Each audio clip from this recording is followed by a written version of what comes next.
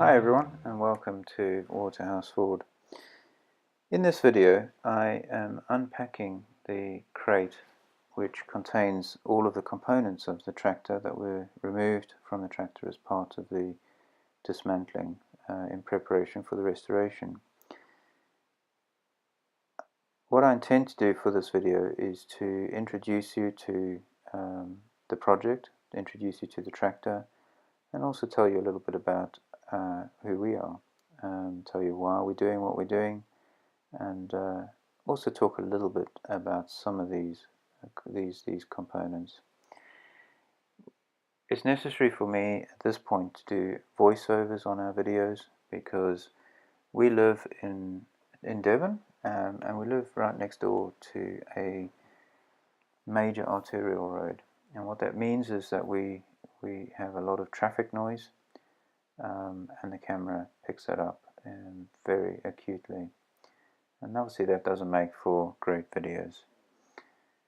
We will endeavour to find a solution for that, but in the meantime I hope that we can get by with the voiceovers. I know it's not as interactive as having the original sound, but I hope that we can make it work. So let's do some introductions. I'm Gordon, my wife is Kathy, and our son is Oscar. My interests lay in all things technical. I am comfortable working with engines, I'm comfortable working with wood, I do undertake wood turning projects, I do some carpentry, and I've also done some cabinet work as well. Kathy's interests lay in other areas. She's a long distance runner, she does some writing, she's done some painting, she has a keen interest in physics and mathematics. I'm sure that in the coming months we will be introducing you to some of her hobbies as well. She looks after the vegetable garden and the poly house, and has worked hard at establishing those, and produces all of our vegetables during the summer and autumn seasons. Oscar is also technically minded. He has a particular aptitude for all topics technical and scientific. He regularly comes down to the workshop and spends time with me. He also likes to undertake some of his own projects. He will imagine a project, he will gather the materials that he needs, and generally has a go at trying to build what he's imagined. He is independent and likes to do things himself, which I try to encourage as much as possible, obviously within the bounds of safety, and because I believe that that's the best way for him to learn and also to grow that aptitude further. He's very excited about being involved in this project, and he will feature in a number of the videos as we go through the restoration. The tractor is a 1952 TED20.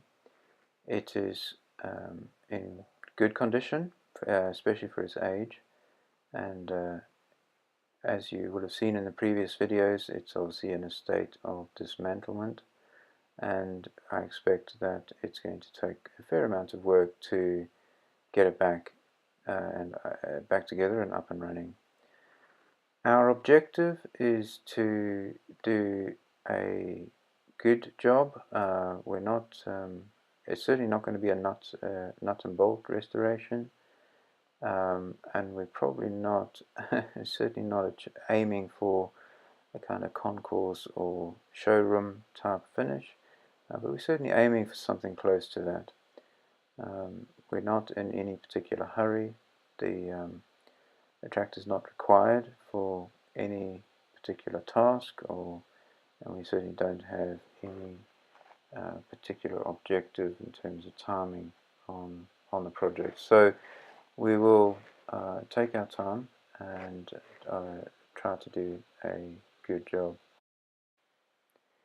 Owning and restoring a Ferguson has been a particular objective of mine for a number of years, and I know many of you follow Bundy Bear's Shed, and many of you may recall his 100th video giveaway, which I was extremely lucky to be the winner of.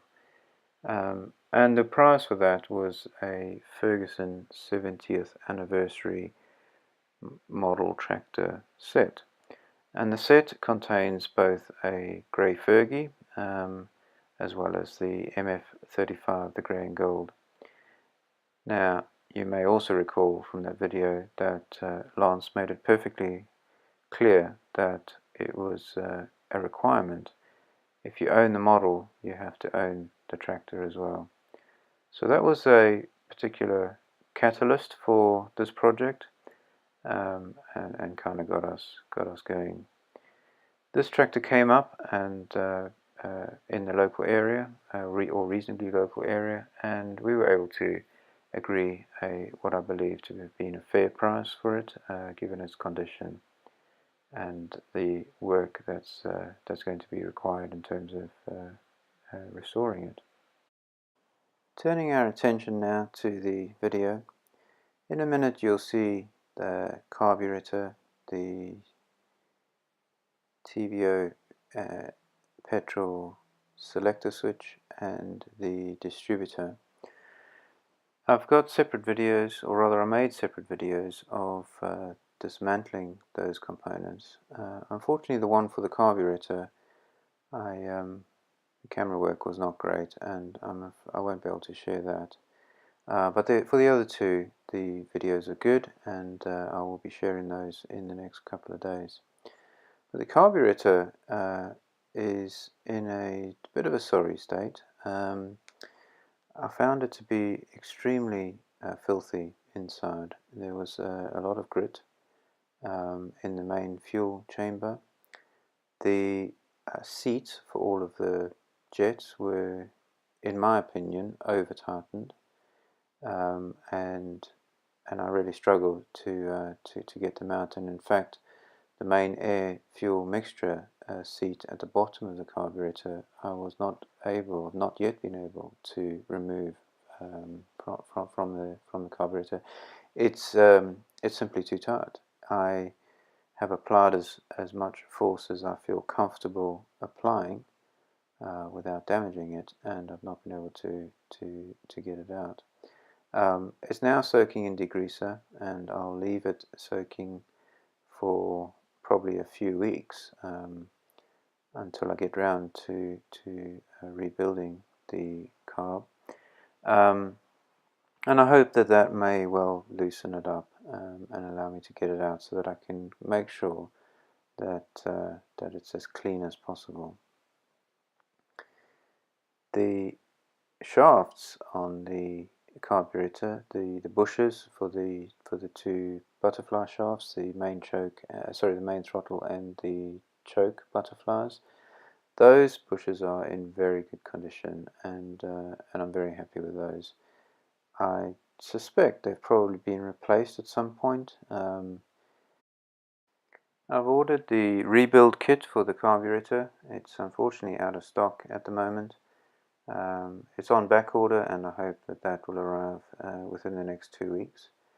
And I will then video the rebuilding process and hopefully get the camera set up right this time and be able to share that with you.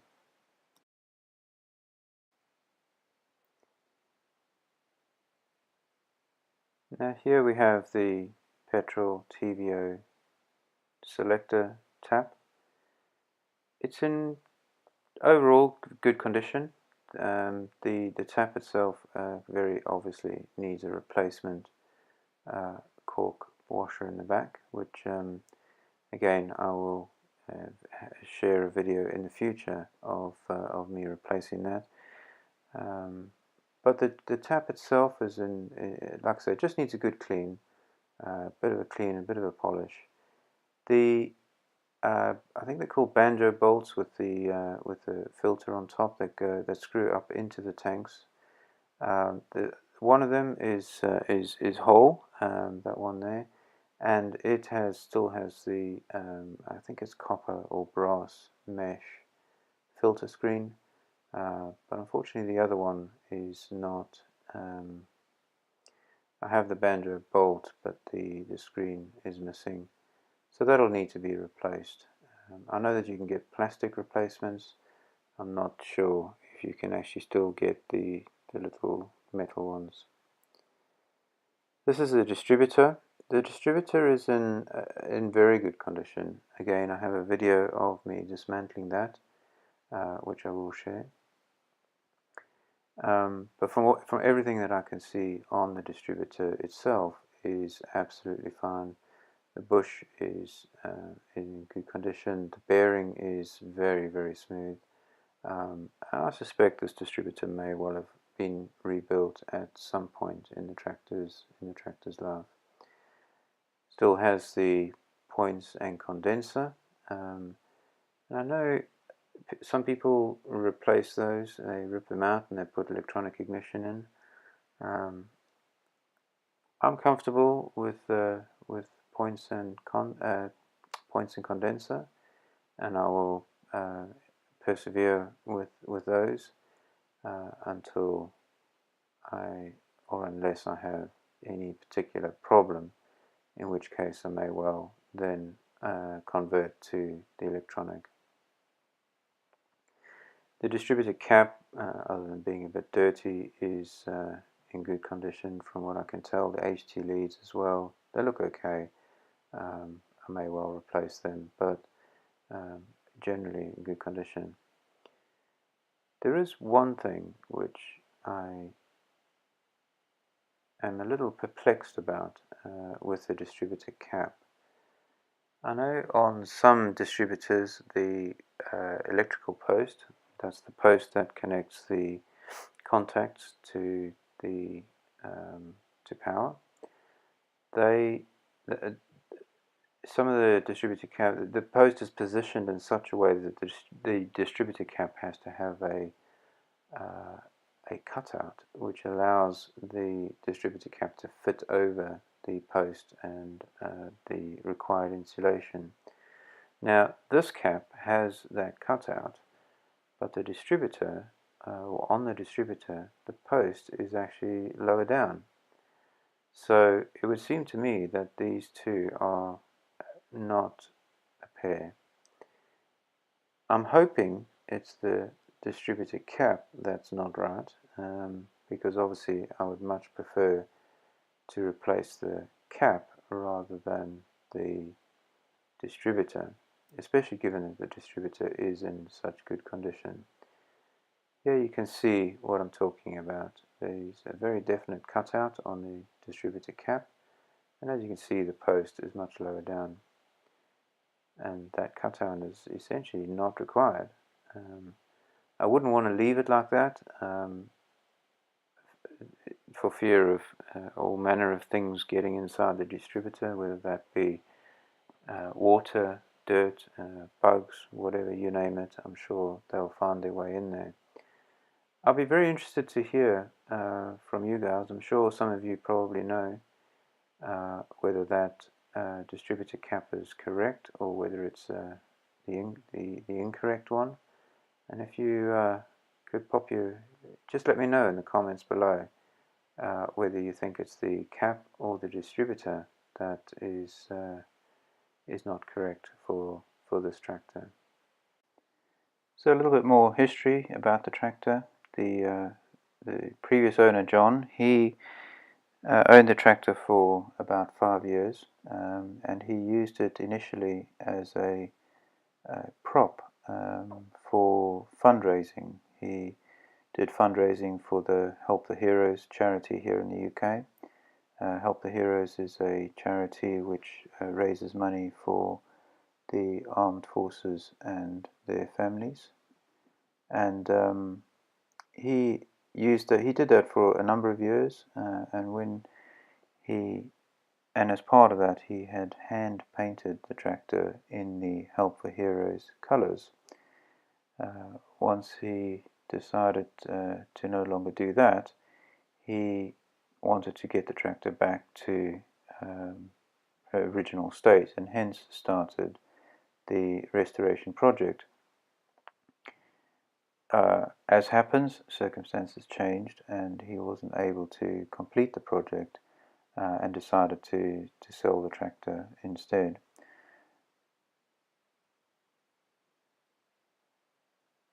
There's no logbook for the tractor. We don't believe that the tractor's ever been registered. That's obviously a slight negative, but again, I think the tractor itself is actually probably in pretty good condition. I think the final thing for me to cover really is that I am not an expert. I am not a tractor mechanic. As I've explained earlier, I'm a hobbyist. I like to turn my hand to things, and I generally will just have a go. And I'm not opposed to learning from others, which I have done extensively. I'm not intending for this channel to be or certainly not for it to be focused on education. I'm not intending to make how-to videos. That will happen almost naturally, just as part of the process, I'm sure, because what I do want to do, and the objective of this channel, is to catalogue the restoration of this tractor. Essentially just to have a video log of the project, and of course to share it with you guys, and just perhaps even get some conversation going about the different projects.